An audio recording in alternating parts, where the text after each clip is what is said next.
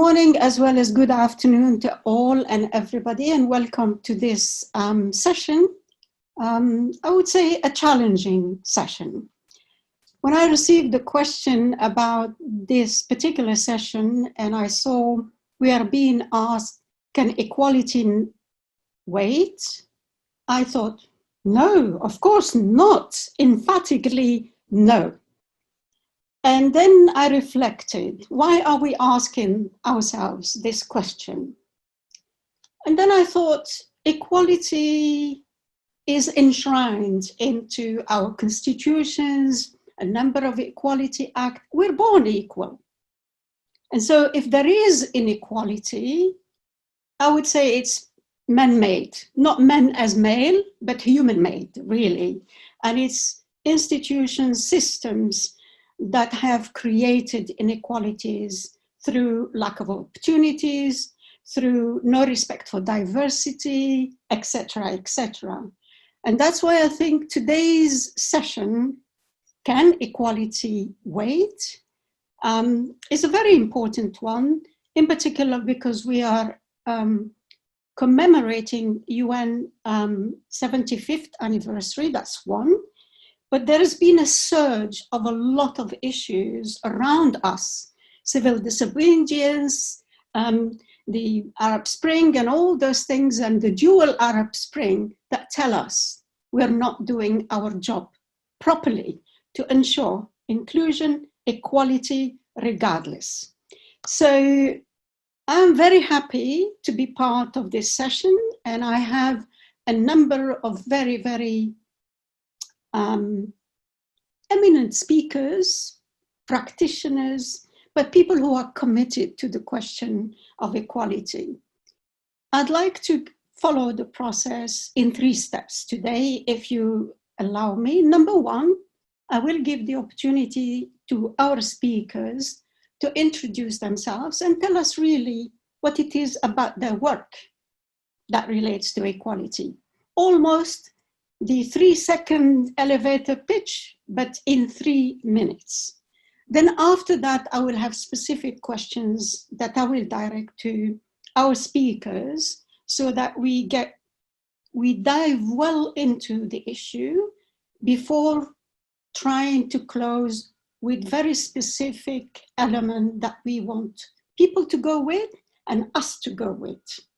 So with your permission, I'd like to start, and I will just follow a process without really looking at whether to start with a woman or with a man, just that it makes it easier, okay?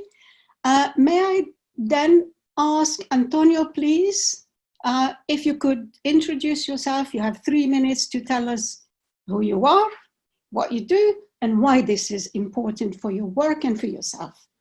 Over to you. Thank you for having me. Thank you, Fatiha.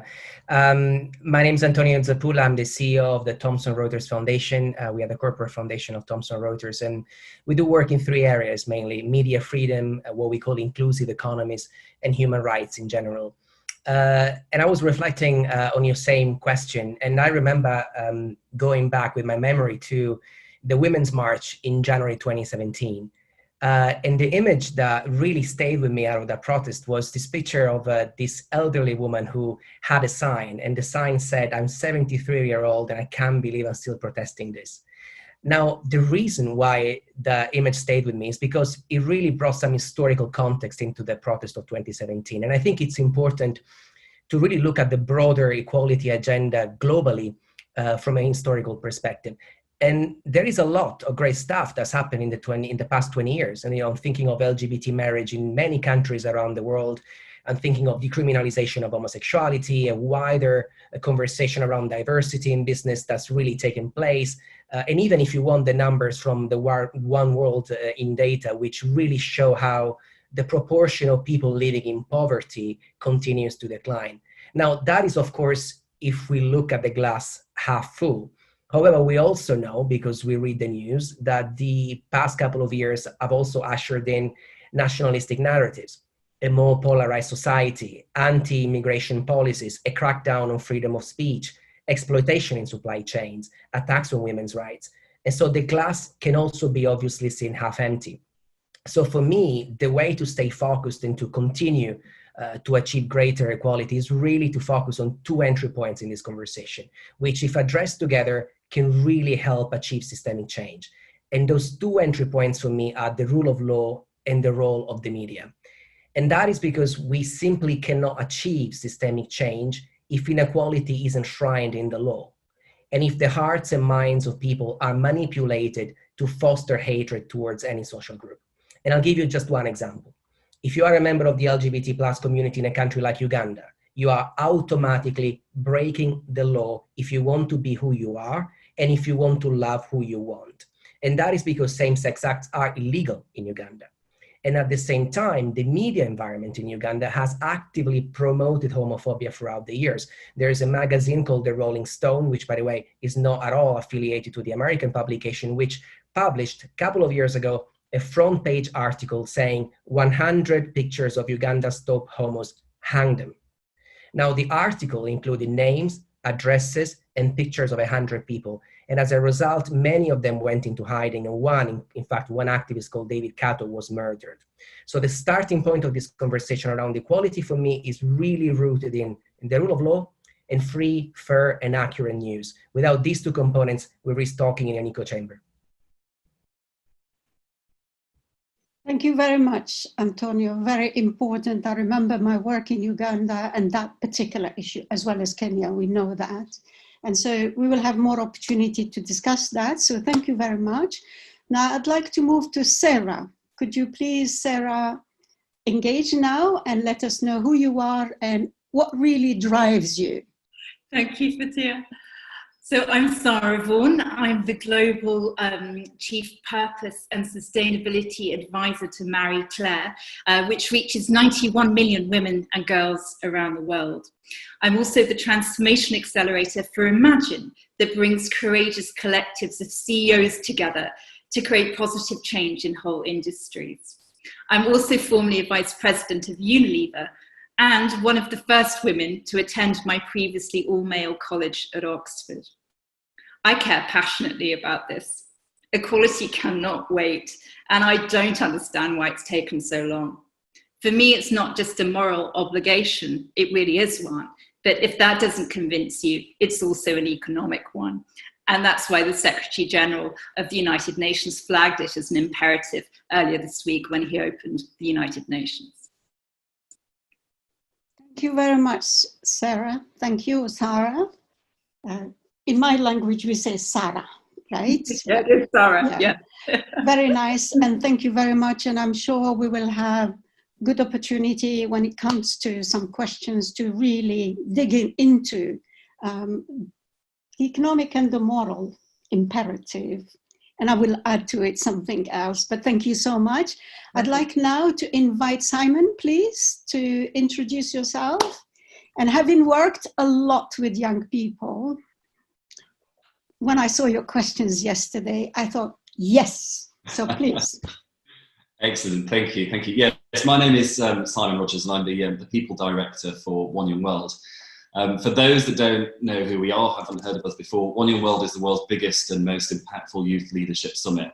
Every year we gather, identify, connect and promote young leaders from all around the world who are working to accelerate social impact. So annually we gather around 2,000 representatives from 190 plus countries. And a key theme of our work has always been human rights and, of course, equality. Now, one of the things that I was reflecting on was that this new generation of young leaders is the most informed, the most educated, the most connected generation in human history. And therefore, we know and we recognise that equality absolutely cannot wait. And we encourage all of our One Young World ambassadors to press for change and to press for equality every day in the projects they run around the world, which to date have had an impact on over 26 million people. So I was really pleased to be invited to join today to talk more about our work and the impact of young leaders all around the world affecting equality.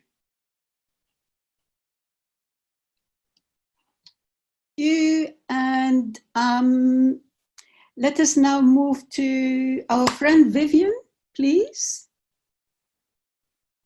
Tell us about yourself and what really is your focus and your passion as well. Thank you. Thank you so much, and thank you for the invitation. And I'm so honored to be among such incredible people who are really driving an agenda to change the way we are today. I'm the executive coordinator of Every Woman, Every Child, which is an initiative of the United Nations Secretary General. And in our name, we mean equality, every woman, every child, every adolescent, everywhere. That's what we strive for, to achieve health and well-being for all. When I was invited, I thought, God, can equality wait? Of course, as you said, Fatiha, the answer is a resounding no. Yet somehow we're all sitting here waiting, aren't we? Of course, this is all happening now in the margins of the General Assembly. Thanks, Serour, for bringing up what the Secretary General had said earlier. But I think you've probably all heard this statistic, but I think it's worth repeating. 75 years ago when we were founded, there were 850 delegates at the San Francisco conference. Of those, there were 8 women. It's remarkable to think about that. But what's more remarkable is to think about the fact that in about an hour, we'll hear the first woman leader speak at the General Assembly. We're about 50 men deep before the first woman is speaking. And so have we come a long way? Are we better off? Yes. Are we where we need to be? That's again a resounding no. And then when we speak of women leaders, of course, I live in the United States at the moment. We are mourning, of course, the loss of Justice Ginsburg, and reminded in a positive note of the power and the impact and the change that one individual, driven, courageous, smart woman can bring to a country, and also reminded of the fragility of those gains and the fact that we are still fighting inequality on so many fronts. And what's happening here mirrors, of course, the reality in so many countries in which we work, and not just for women, but for religious and sexual minorities as well, and for underrepresented groups. We spend day in and day out looking at health indicators, and we find that inequities and inequality manifest time and again in really devastating numbers for women and children. I'll just give you a few examples, and then hopefully we'll be able to get into a little bit more. But right now we see twice as many girls, adolescent girls, still infected with HIV as boys. In countries like across Latin America, where I spent much of my career, indigenous communities have a survival of 20 years less than the overall population, 3 times as likely to be living in poverty, living in communities without access to education. And then, of course, and you've already mentioned it, the issue of violence against women, transgender, gay, just is extraordinary. And many of these communities still have very little redress and very little support available. So we see these health indicators time and again, starkly manifesting these inequities. And COVID, which is something I'm sure we'll all get to as well, is just not only shining a light, but widening and deepening these inequities. On a positive note, I think we do have a chance, as the Secretary General says, to build back better, but it won't happen on its own, and it won't happen without deliberate action on our part. Thank you. Thank you, Vivian. Thank you. It's just listening to you, it just basically makes me shiver, because with all the positives we've had across the 75 years, right? And the glass half full, as Antonio was speaking about, the other half, which is not full, is still very challenging. And in my case, unsettling, because like you, like all of you, we spent our life working in the development sector and the peace and security. And to see that we are caught between a policy framework that is very clear about equality and a reality that tells us we have fallen short of that. So we will continue that discussion. And of course, the COVID-19 has brought back all those issues, magnified them, 57% increase in domestic abuse as a result of COVID is frightening. So thank you, Vivian. And I'd like now to move to Dr. Marty, please. Thank you. It's a pleasure to be here. My name is Marty K. Casey, and I actually reside here in the States, St. Louis, Missouri to be exact, which is just 10 minutes from Ferguson. So when you asked for us to say who we are, I'm going to be very quick, because I really wanted to land on why I am here more so than who I am, because I believe that this could be a platform that anyone could be sitting on, because I think we all have a voice and a story and a reason to matter and to be here. So I've coined a word to best describe who I am. I'm an activist. I am an actress, and I believe I was born being an actress, if you will. And so I write, direct, and produce stage plays. And just because something took place 10 minutes from my home, I became an activist. When the unrest of Ferguson took place, I came off of the stage and I entered into the streets.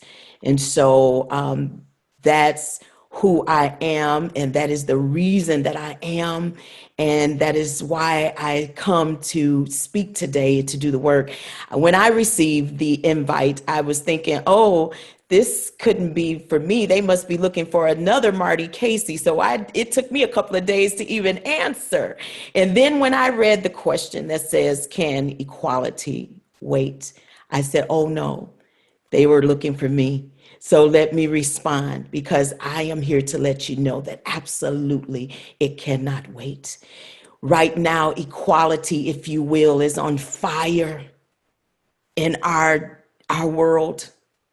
And we all need to show up and respond to it like a 911 call to put the fire out, because we are all at risk. So I want to thank you again for having me.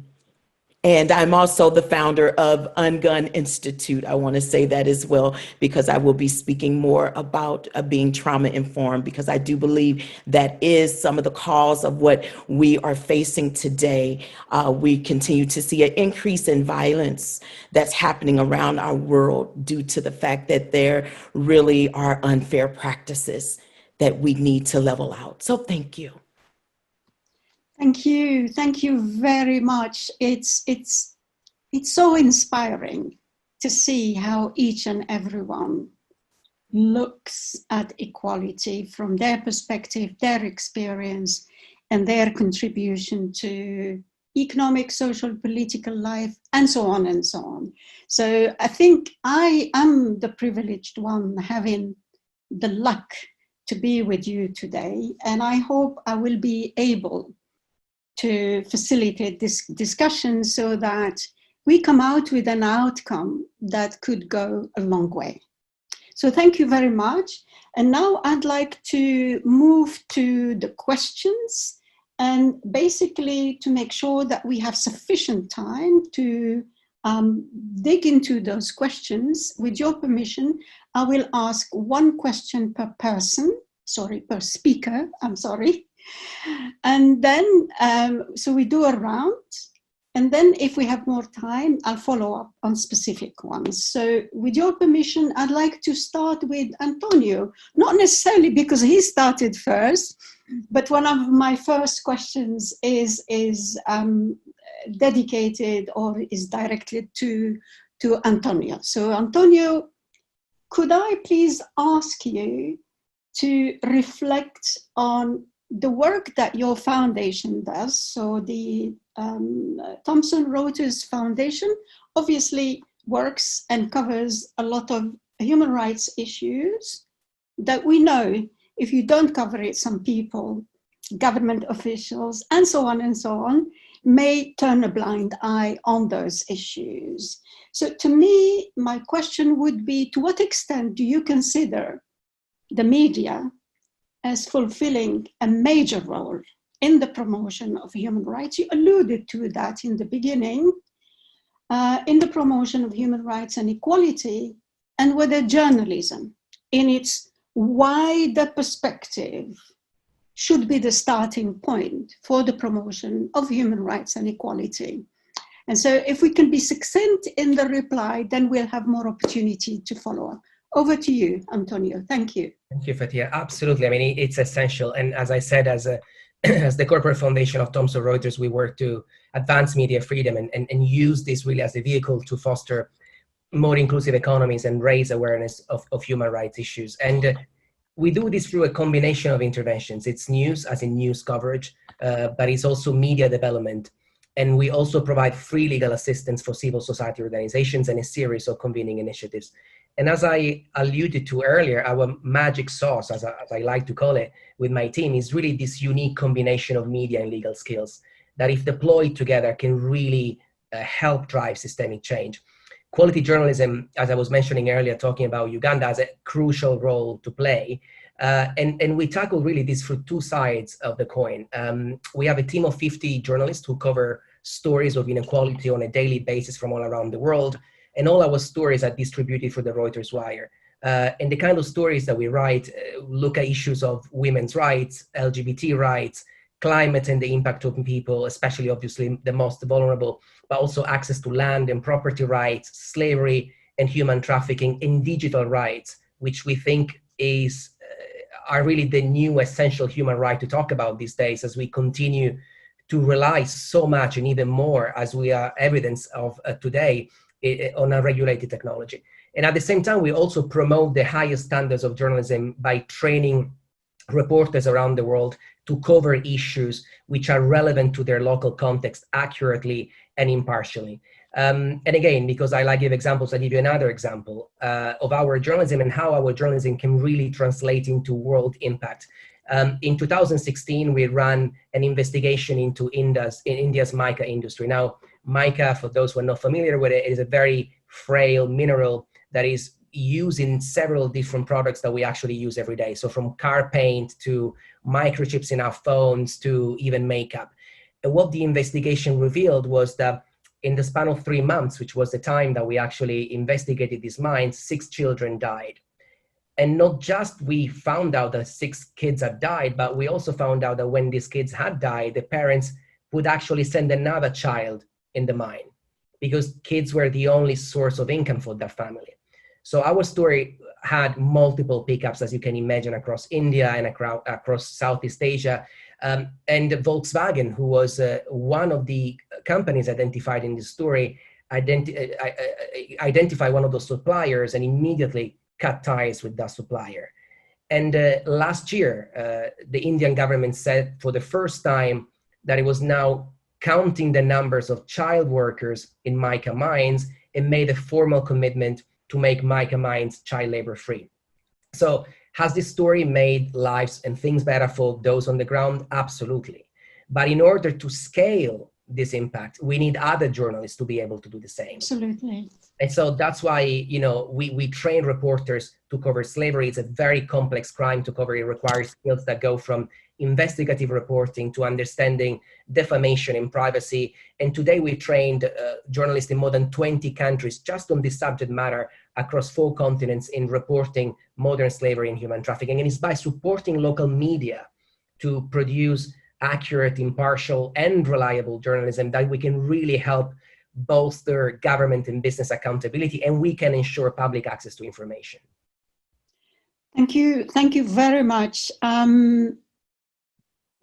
It is very important to have good quality, reliable journalism, credible information, but it is also quite important to protect journalists themselves. I remember when I was appointed to Somalia, when we had journalists reporting on rape and sexual violence, they were being put in prison. So we had a big challenge there, but it's something we could come back to. So thank you very much, Antonio. I'd like now, with your permission, to move to Simon. Again, nothing against the gender distribution, it's just the sequencing of the question. So Simon, if I could basically look at the issue of youth leadership and global equality. In your view, what is the role of young leaders in achieving, contributing to global equality or greater equality? And also, as we are asked to tackle inequality in the developed world, so between brackets, let's look at the COVID pandemic. how do we maintain the focus on the huge inequalities outside the developed world? So two aspects to the question is, how can youth contribute to better global equality, and how can we make sure we do not forget the inequalities in the developing world as we focus on the developed world? Simon, please, over to you. Thank you, and yeah, two big questions. Yes, I'll try and you wanted to be challenged. Here we are. Well, it's a huge challenge. Yes. And I think first and foremost, look, young leaders won't stand for anything less than equality. And that's what we see at One Young World, and that's what we've been seeing globally. And I think particularly, as I said before, the young leaders that we see today are the most informed, most educated, most connected generation in history. I think young leaders have enormous potential because young leaders are standing on the shoulders of giants. You know, we've mentioned names already in this conversation of some really, really incredible people who've made incredible strides. Now, if you take that and you capitalize on the connectedness of young leaders, it's just, the potential is absolutely enormous. So the role of young leaders is to learn from what's happened in history, to recognize how global movements take place, and to really accentuate all of the work that they're doing. Now, what works well for us is having a global community of young leaders, and we call for our young leaders to fight for equality in their communities, in their streets, but also in their workplaces, because some of our young leaders work for some of the world's biggest and most influential companies. So we call upon our young leaders to speak out against inequality, whether that's based on the colour of their skin or whether it's their access to healthcare.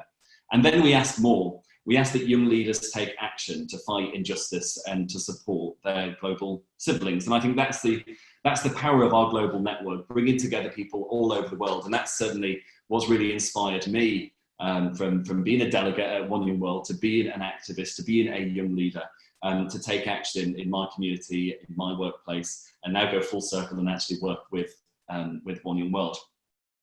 I think you make a really interesting point around the developed world, and I think what we see a lot is big movements taking place. So we've seen Black Lives Matter, you know, fighting the inequality that we see with regards to race. I think it's really important that we don't forget people all around the world, because inequality exists everywhere. One of the things that I was reflecting on and considering was our position of privilege. So I kind of feel that whatever we achieve through any movement that we're a part of, however hard fought progress is, that gives us another level of privilege that someone else doesn't have. So I think it's really important that we maintain our focus on what our privilege looks like. So whilst our battles aren't over, whilst we've got lots more to do, there's other people that can learn from what we're doing, and sharing that in a global community is important. I think as we've recognised through the numbers that have already been quoted, COVID-19 poses a real risk to a lot of things globally, but particularly to equality.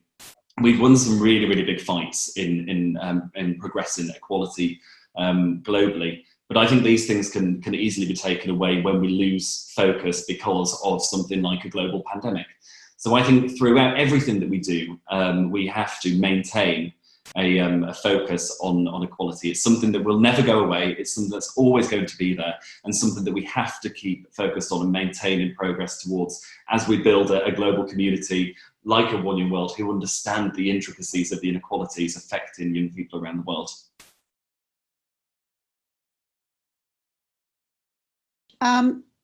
Thank you. I'm reminded of the time, so I'm going to be really, really grateful if we can actually be succinct. I'm so sorry. So thank you very much. I'd like now, with your permission, to move to you, Vivian, and you already raised some of the issues that are extremely important as part of your work, but as part of our global commitment.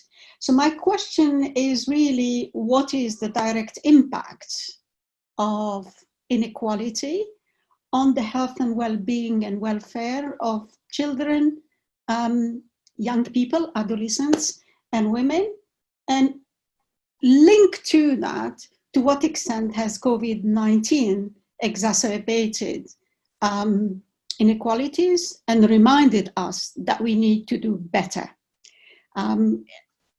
Succinct, please, if I can. Mm-hmm. Thank you, Vivian. Thank you. Thanks. Again, there's so much I could say, but I want to thank both of the prior speakers. I mean, Antonio, what you're covering is what we're begging the world to cover. And I hope that on our end, what we can do is provide the data and unmask those inequities so that people know what's really happening. On the full side, because I think we have to start with the positive, is pre-pandemic, the trends were going in the right direction. This was remarkably the best year to be born. More babies survived their first year of life at the beginning of 2020 than ever in history. There was a 50% decline in child mortality, a 35% decline in maternal mortality.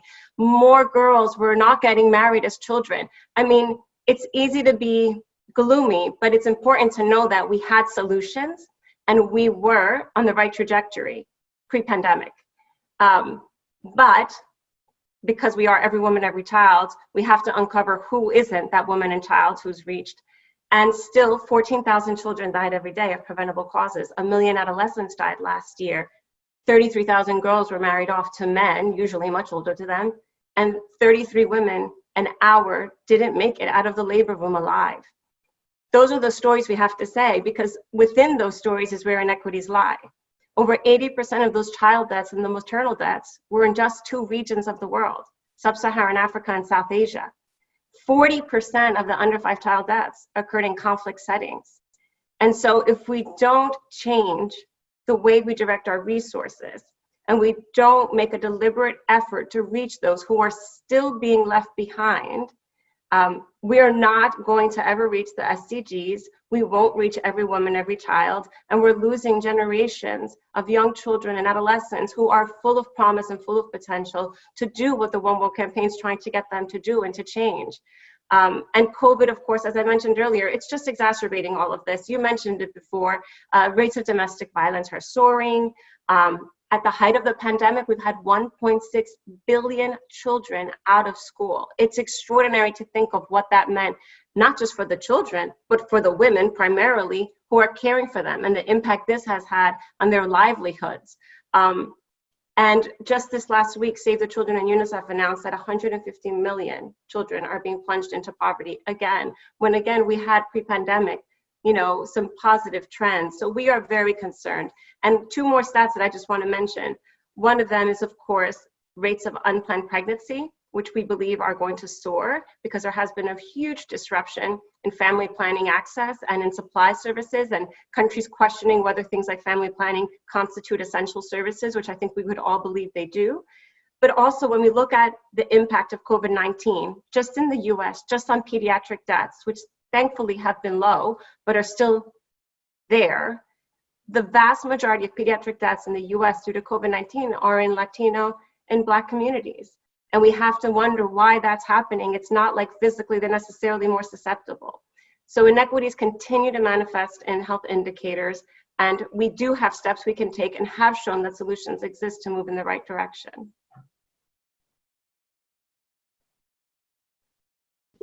It's not all gloomy, definitely, because we have a lot of achievement.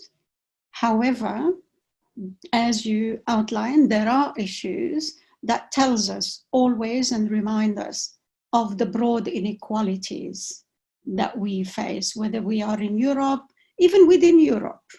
I see in London many more people who are homeless, right? The food bank, I go every Monday to the food bank and you see the numbers of people. But of course, it's more exacerbated in parts of Africa or most of Africa, South Asia, Latin America. And it tells us that we really, really need to make more efforts in order to look at where the glass is half empty. I think for me, that's the issue, is really a question of redistribution, if we can call it that way. So thank you very much, Vivian. And now I'd like to move to Serour And Sarah, you spoke even in your introduction about inclusion as an imperative, moral and economic. I would add to it something else, but I'd like you to maybe tell us what you think inclusion looks like or means, and what could be the benefits of inclusion. And once again, I remind ourselves about the limited time we have so that we can wrap, hopefully, with some outcome. Over to you. Yeah, so I'm going to be super high speed because I want to hear from Marty. So for me, inclusion is not a box ticking exercise. There's a major difference between diversity and inclusion. We need women, we need the Black community, we need the LGBTQ community, the disabled community, and all minorities, not only just in the room, but actually at the table, actively contributing to the decision-making process. That is inclusion. That is equality to my mind. And the benefits are manifold and many because, and really this is my major point, the simple fact is the more people who bring different perspectives and backgrounds to a problem, the better the solutions will be. That way we solve the SDGs. That way we improve the quality of life for all. That way we provide a future and a hope for the world and planet that we all share. And on that note, I'm going to shut up so we've got time for Marty. You speak like I do when I say I'm going to shut up. Thank you so much, Sarah. It's as passionate. I'm very passionate about inclusion. I've spent my life working on that. So thank you so much. I understand we have only 5 minutes left. So I really would like, for Marty to sort of address one of the questions that links to basically not only inclusion, but our world today, and then maybe leave 2-3 minutes to the end for us to pull it together. So Marty, in your view, what causes division, separation, and entrenchment, and how can we overcome? We have so many divisions. You spoke about it. Thank you so much. Sure, absolutely. And I'm going to be quick as well. To answer that, I'm going to go back to unfair practices again, because when unfair practices infringes upon the rights of targeted groups based off of their race and age and gender and sexual orientation, that really, it leads to trauma. And trauma leads to violence, as we're seeing the increase of violence across the globe. That is truly the base root of what we are actually dealing with. So I want to leave you with an equation, if you will. If you can imagine, first of all, trauma has no face, it has no color or respect to person. So can you do this math equation with me? I want you to add a traumatic event plus a pandemic, plus racial injustice, plus social unrest. And what do you get? What is the answer? It is overwhelming violence in our world. Until we address the issue, which is hurting people hurt people, but healed people can heal people. We have to address it by making trauma-informed decisions, including this in our medical health. It has to be free to all. We have all experienced those things we just added up. We see it every day in our media. I believe Vivian spoke about it, with 150 million children plunged into poverty. That's trauma. If we don't get a hold of it now, we will continue to do an injustice to everyone around the world. And I don't care who you are, where you are, or what your first language is. This is something that we are sharing right now that is landing on us in a very deathly way. So thank you. Marty, listening to you again, I had goosebumps. because you're describing our world today. Whether we look at the Ferguson, the BLM movement, the hate speech, the racism, the inequality, the reaction against migrants, Windrush in the UK, and so on, the conflicts in most of Africa, the Middle East. This is what it is. It is about poverty, inequality, sometimes corruption, sometimes violence against your own people. And the list is very long. And it is very important that we recognize what causes that. And it is us human beings. And therefore, when you say healed people heal others, for me, it's very, very important. So thank you very, very much. I understand we have 5 minutes extra now. So, yippee yip, let's do the following. I'd like each one of you to give me one very powerful, compelling sentence related to the subject matter. So maybe since you're facing me, Marty, we'll start with you. One powerful sentence as a closing. I think it is our responsibility as we come to the table and we speak about these hardships and these things that are plaguing us all, that we don't just come and talk about what the problems are, but we also come with a solution. And so today I offer to the entire world a solution, one solution that I have created, and that is Ungun Institute. And I would love to be assistance across the globe to all. Thank you so much. Thank you. Then I'll go the reverse order. Sarah, please, quick, but so, thank you, Fatiha. So we're not saying that the drive for equality is easy. It may be a really uncomfortable and bumpy process requiring a great deal of patience and empathy and kindness and care from all sides.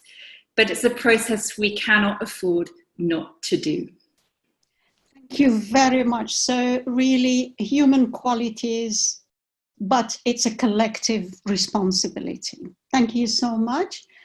Simon, please. Yes, I was furiously scribbling away to try and reduce words. I think it reflects on what everyone else has said and what we've talked about today. My point was going to be that equality doesn't happen by itself, but complacency does. So we must act now in the global fight for equality. Very good. Thank you so much, Simon. Thank you. I'd like now to invite Vivian, please. Thank you. I'd just like to say, I think we need to look to the past for inspiration to know what can be achieved when the world comes together and when investments are made in the right places at the right time. But we don't need to look to the past for the how we do it.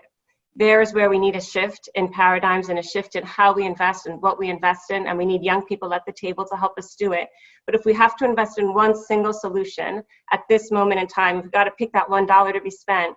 I'll say it time and again when it comes to women and equality, sexual and reproductive health and rights. A woman has to be able to determine if she has a child, when she has a child, and she's got to get in and out of that labor room alive. It's 2020, and it's high time this happens. Thanks very much. And we know with that the woman, by controlling that, is better able to get educated, economic independence, and so on and so on. So thank you very much. That's a very, very important point to be reminded of. And now, Antonio, please, last but not least, of course. I guess for me, it's that we're all in this together. And at this moment in time, we have no choice but becoming informed and getting involved in the political process. We have to vote. We have to make our choices, and we have to vote for people that can make the voice for equality heard. Thank you very much. So responsible voting is extremely important in order to ensure that the leaders we have do actually work and commit and implement policies and rather programs and actions in relation to equality, so promote equality. So thank you very, very much. I would have difficulty summarizing everything that was said because of the time. This has been an amazing panel for me to be part of, and I wish we had more time, but I hope in your individual and respective frameworks, we can engage.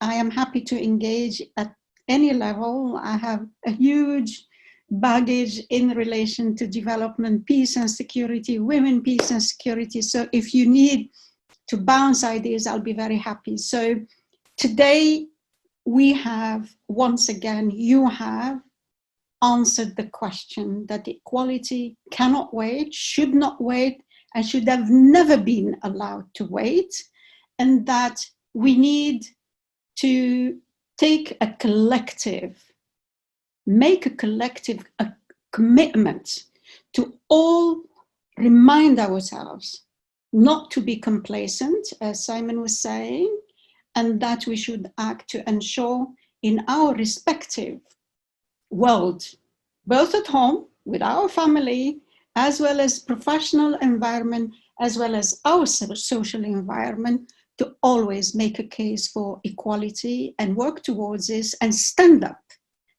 up against inequality. So all I can say is thank you very, very much for everything, and hope to see you soon. Do take care and be safe and well, okay? Thank you. Thank you very much. Thank you. Bye-bye. God bless. Bye-bye.